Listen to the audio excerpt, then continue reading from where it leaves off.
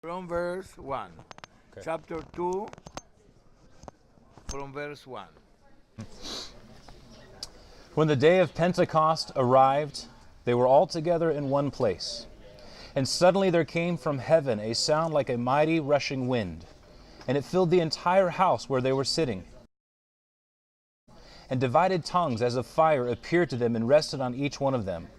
And they were all filled with the Holy Spirit and began to speak in other tongues as the Spirit gave them utterance.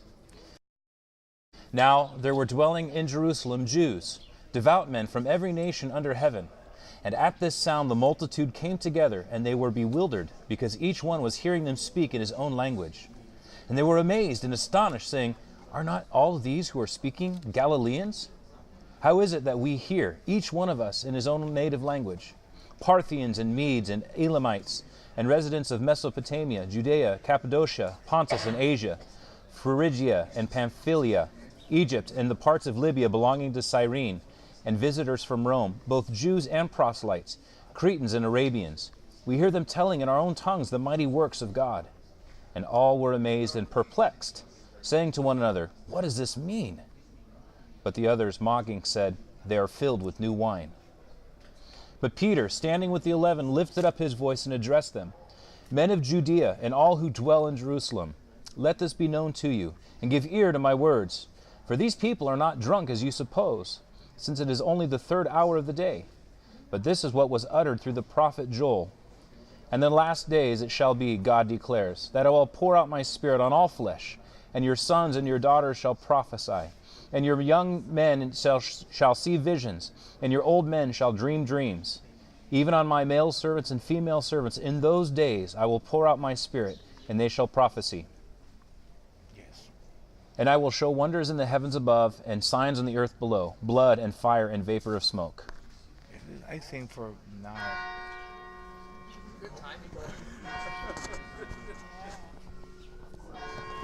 12 times? No, quarter. Okay.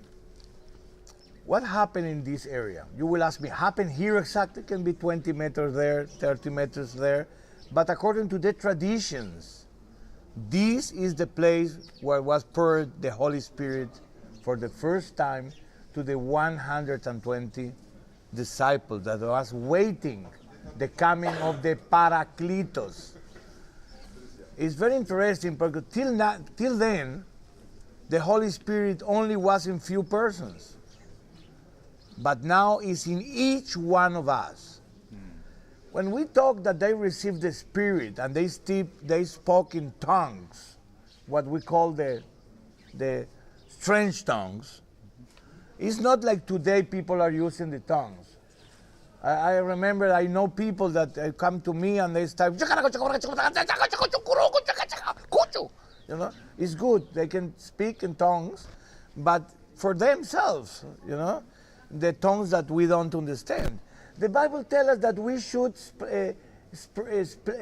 speak one word that with understanding, the 1,000 without understanding when we are in community, when we are in group. Imagine that is coming a man from outside and I am trying to explain in tongues that he don't understand. But you can see here that, my wife want to know everything always. A moment, I'm sorry. Bye-bye. Okay, anyway, and you see that the disciples here, they spoke in languages. Yes. But language that everybody understands. Yes. And it's very important that, I don't know if you speak in languages, I don't know how it is in your congregation, but it's very important that will be a translator when you speak in language. Also, another important point that happened here was the Last Supper. In the same area, we can read in the Bible that here is the place where Jesus decided to make the Last Supper. You remember how he decided? Who can tell me? Huh? Sent his disciples in. He sent, but how he knew? How the disciples knew? There was a young colt tied up. Was a young man holding a jar. Remember, in this time, men didn't work.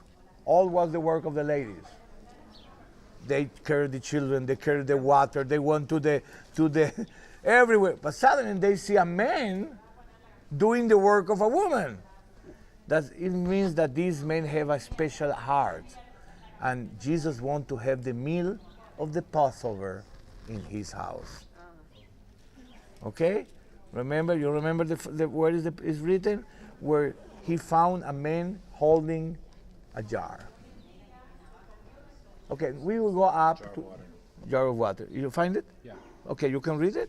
I can. Yes, please. Then came the day, this is Luke chapter 22, verse 7. Then came the day of unleavened bread, on which the Passover lamb had to be sacrificed.